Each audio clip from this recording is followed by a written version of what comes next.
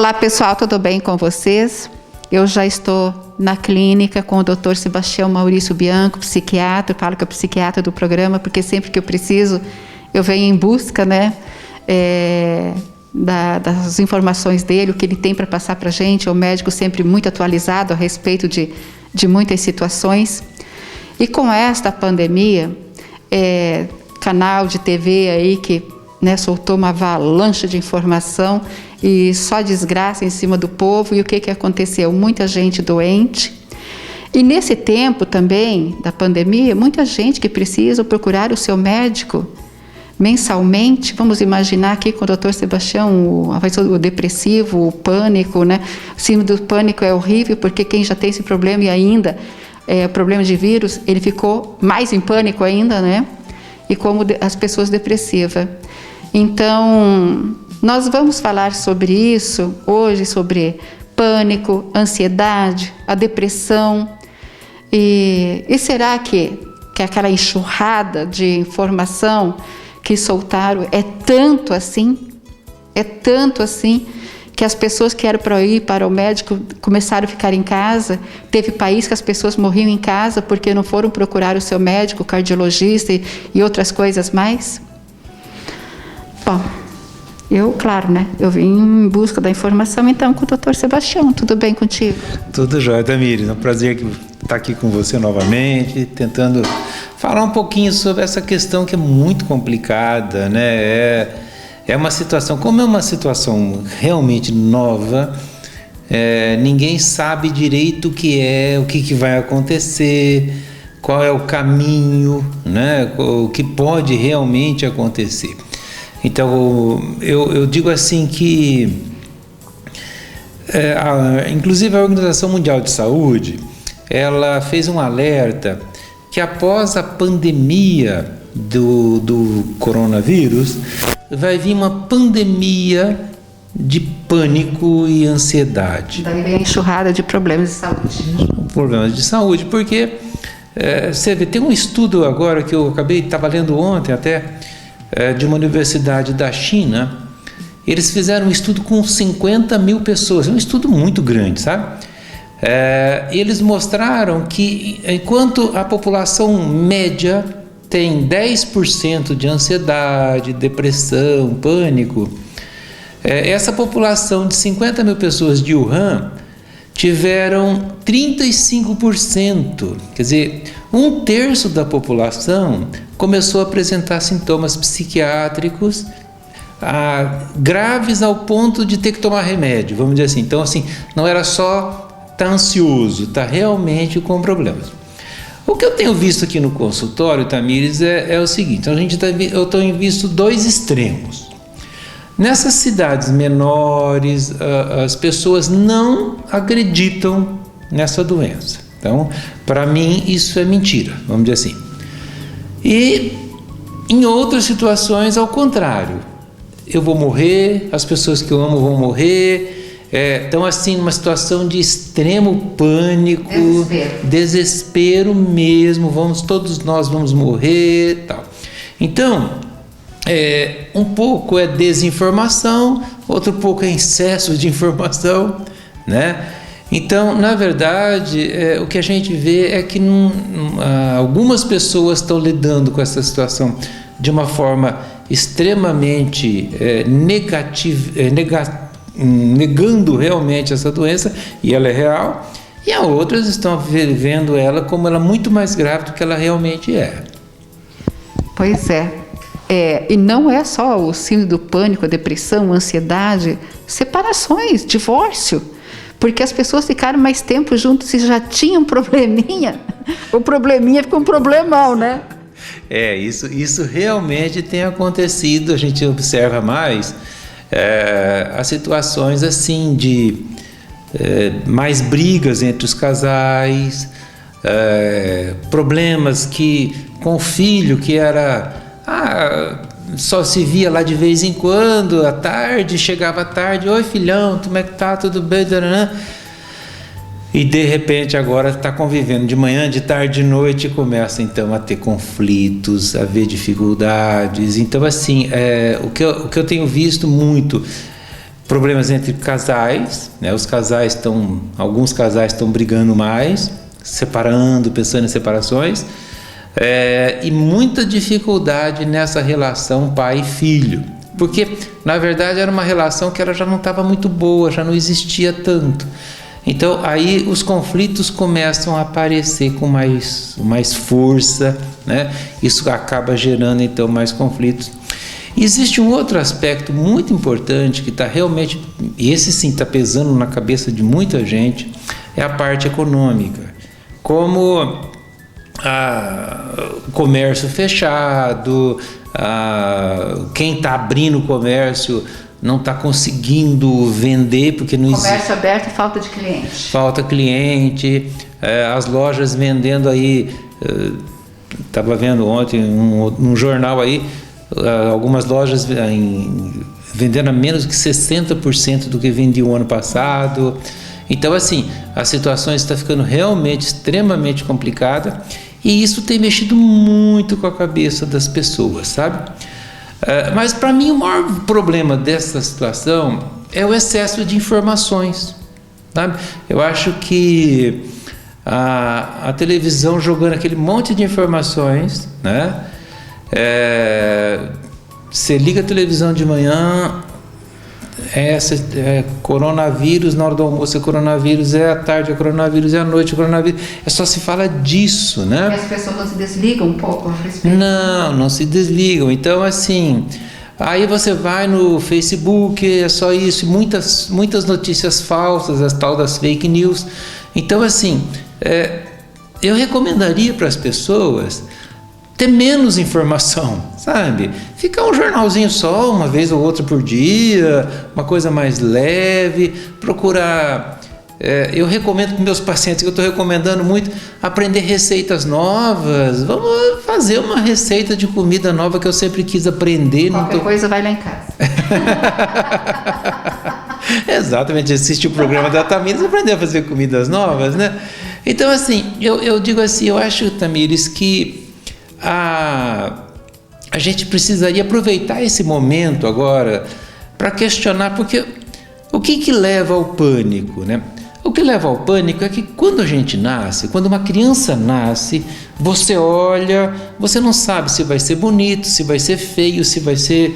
não nada, mas você sabe que essa pessoa, essa pequeno ser vai morrer um dia. Então nós nascemos já sabendo que nós vamos morrer.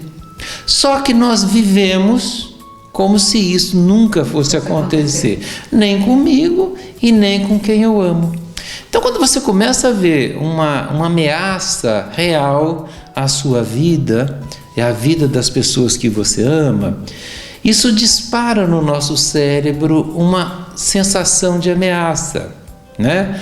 Então, é um momento para a gente pensar no que eu tenho feito da minha vida, qual que é o que de importante realmente existe. Será que trabalhar tanto, tem muita gente que quer acumular alguma coisa, guardar para os filhos, fazer uma poupança para deixar para os netos. Então assim, será que isso realmente é importante? Será que a gente não está tendo uma oportunidade de olhar para a gente mesmo e ver se o meu estilo de vida, se o meu caminho que eu me programei, eu estou fazendo, eu estou seguindo. Eu penso que hoje nós vivemos muito no automático. A gente liga um automático e vai embora. O que é o certo? É trabalhar, cuidar de não sei o quê. Então, na verdade, a gente precisa repensar um pouco isso, repensar a nossa questão espiritual, repensar a nossa questão de valores, né? Repensar a nossa questão da nossa família, né? Então eu penso assim que esse é o momento que nós teríamos que começar, que poderíamos usar esse momento para fazer um pouco mais de uma análise da minha vida. E é por aí. É mesmo o Dr. Sebastião falando a respeito da vida espiritual, né? Muita gente acha que as igrejas agora estão fechadas porque não pode haver, né, aglomeração de pessoas. Então, estou esperando ela abrir, só vão rezar lá quando ela abrir, né? Então, nada. Gente, é o momento certo para você ter um contato mais próximo com Deus, né? É conversar com Ele, como nós estamos conversando aqui. Se tranque no seu quarto, converse com o Senhor, expõe tudo que você tem para expor. Ele é teu melhor amigo. E é um amigo que não te trai, bem pelo contrário, ele te ajuda. E às vezes as pessoas preferem ficar ouvindo coisa ruim do que chegar lá e ter uma conversa com Deus. Se aproxime mais de Deus. Eu faço isso. Eu até falei para o Dr. Sebastião, eu estou tranquila, não é que eu não tenha medo. Tenho, tanto tenho que eu estou aqui de máscara. Mas eu não tenho esse pânico dentro de mim. Por quê? Porque eu não assisto certo canal, sabe? Para falar bem a verdade para vocês de coração, eu assisto a Record, porque eu acho que é um jornal mais leve, mais tranquilo, e eles não ficam falando o tempo todo sobre coronavírus. Eles falam sobre muitos outros assuntos. E tem outra coisa que está matando também, né, doutor Sebastião, que nós falamos antes, a dengue. A dengue, exatamente. Na verdade, as outras doenças, elas continuam existindo. Claro. Né? Então, a dengue hoje no Paraná, por exemplo, eu estava vendo, acabei de ver agora no programa do Tatu, inclusive, uma taxa de mortalidade da dengue. O Marama está com um absurdo de casos, se eu não me engano são 9 mil casos, né? Eu não sei se são 9 mil casos notificados ou 9 mil casos já diagnosticados, mas enfim, não lembro bem. Mas assim, no Paraná hoje tem mais casos de morte de dengue do que mortes de coronavírus, né? Então eu fico pensando assim, e essas mortes que são preveníveis, né? Os acidentes de trânsito, aquelas 2 moças que recém faleceram aqui. Então assim, eu fico pensando o seguinte, que as outras coisas continuam a acontecer e são coisas preveníveis. Por quê? Um acidente de carro, você pode de alguma maneira prevenir ele. Ou não sei se a pessoa bebeu ou não bebeu, não sei se estava correndo ou não estava correndo, mas enfim, existe algo que você pode fazer para prevenir. O suicídio você pode prevenir, um infarto você pode prevenir levantando cedo, fazendo teu exercício, cuidando da sua dieta. Então assim, na verdade, se a gente vai chegar, na minha opinião, tá? Chegar no final do ano e vamos fazer um balanço do número de mortos, que não vai ser pequeno no Brasil, tá? Eu acredito que vai passar dos 30 mil casos de morte, mas nós vamos chegar no final da história e ver que 30 mil casos de morte relacionados ao vírus não vai ser uma coisa tão assustadora se você for comparar com homicídios, com acidentes de trânsito, com outras causas de morte que são também preveníveis. Então, assim, é muito importante uma coisa que você falou. Não deixa de ir no teu médico, tomar um antidepressivo, eu estou bem, posso trocar, legal, eu tenho feito as receitas, os pacientes me ligam, eu mando a receita, não tenho tido esse problema. Mas se você tem um problema de coração, não dá para bobear. Se a tua pressão está alta, vá procurar ajuda, sabe? Na maioria dos hospitais, eu não tenho ido na OPECAM, mas na maioria dos hospitais, eu acredito que a OPECAM também está fazendo isso, são alas diferentes. Então, são pessoal diferente que trabalha com o Covid do que com outras enfermidades. Então, não deixa de procurar a tua ajuda. Uma pessoa que está com câncer não pode deixar de procurar ajuda, não pode fazer a sua quimioterapia. Conversa com o teu médico, dá para adiar, dá para deixar para depois. Legal, essa ideia é bacana, mas se for, não deixa de cuidar da tua saúde, porque o Covid, ele é uma doença que a taxa de mortalidade dele no mundo é 2,3, cada 100 pessoas 2 morrem. Mas se você tem um câncer, a tua chance de morrer de câncer é muito grande. Se você tem um problema de coração, a chance de morrer de infarto é grande.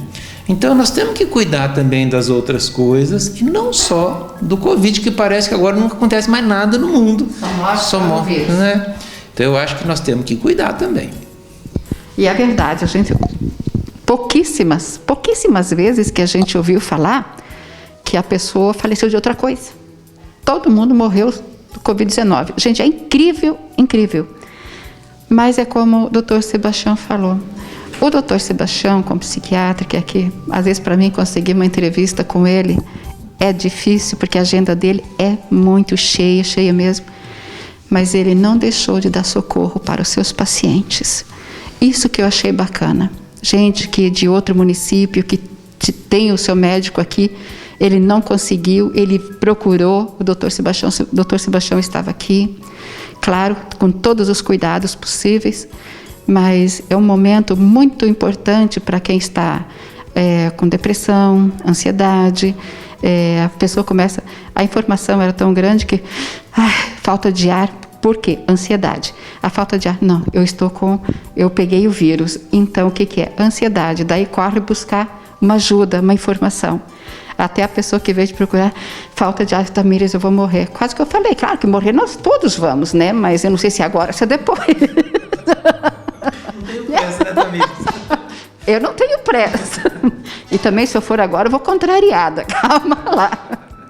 Mas o importante é isso, ele está aqui para ver a sua receita, para ver como é que você está, ele te ouvir. Eu só sei que quem vem aqui apavorado sai bem calminho, né? Porque uma boa conversa se resolve muitas coisas. Doutor, para essas pessoas, síndrome do pânico, ansiedade, a depressão, qual o recado que você deixaria aqui para eles? Eu diria o seguinte, primeiro que a gente precisa fazer um processo de uma análise, sabe? Por que eu estou com medo? Não é dizer assim, eu não quero pensar nisso. Não, é começar a conversar com você mesmo. Será que eu estou realmente... Será que isso é tão grave assim? O que eu posso fazer para melhorar essa situação? Tentar diminuir um pouco o foco nessa doença. Então, como eu falei, tentar aprender uma receita nova, tentar aproveitar o celular que agora está na moda, ligar para as pessoas que você faz tempo que você não conversa, bater um papo diferente. Não ir atrás dos vírus, né? Parar de ver esse negócio de vírus, de fake news, de notícia. Não, relaxa um pouco, leia um bom livro, veja um filme. Vai descansar. Então, assim, tentar relaxar mesmo. Caminhadas a gente tem que fazer e quando for fazer, usar máscara, se proteger, mas é importante você também respirar, tomar um sol, o sol, a luz do sol é antidepressiva, né? Tentar conversar com as pessoas que também estão se preocupando, mas assim, acima de tudo, é tentar você mesmo ser teu psicólogo, eu diria assim, sabe? Tentar conversar, como é que eu posso me acalmar, que isso não é tão sério assim. Quem é ansioso, normalmente, antecipa uma coisa muito grave, vai acontecer. Sofre por antecipação, né? Então, já começa a conversar, mas pera, se acontecer eu vou procurar uma ajuda, eu vou ver o que eu faço. No momento, agora eu estou bem, vou viver meu momento, vou viver essa situação que eu estou aqui em casa, já que eu sou obrigado a ficar em casa, então que eu fique aqui, que eu fique de uma forma feliz, que eu possa estar mais junto das pessoas que eu amo, conversando sobre outras coisas, de tentar quebrar um pouco esse pessimismo, essas informações muito pesadas de doença, de quebradeira. Não, vamos tentar fazer algumas coisas mais suaves, que a gente vai ter que encontrar uma solução, com certeza. Que Jesus te abençoe grandemente. Amém, a nós todos, né? Fico muito feliz de encontrar meu amigo bem. Aliás, aqui na clínica está tudo certo, né? Tudo bem. Os cuidados têm que ser tomados. Bom, gente, como ele falou de vídeo, alguma coisa assim, procure lá no YouTube, lá tem tantas palavras, um pastor, sabe? Estudo bíblico, vai lá, deixa assistir outras coisas que te deixam nervoso, que te tira a tranquilidade, tira o teu sono. Isso é muito ruim mesmo. Vamos deixar um pouco de coisa ruim de lado e vamos fazer as coisas boas. Vamos para a cozinha, fazer culinária, que nem o doutor Sebastião falou. Qualquer coisa, estou aí. Vamos fazer culinária junto, tá bom? É isso.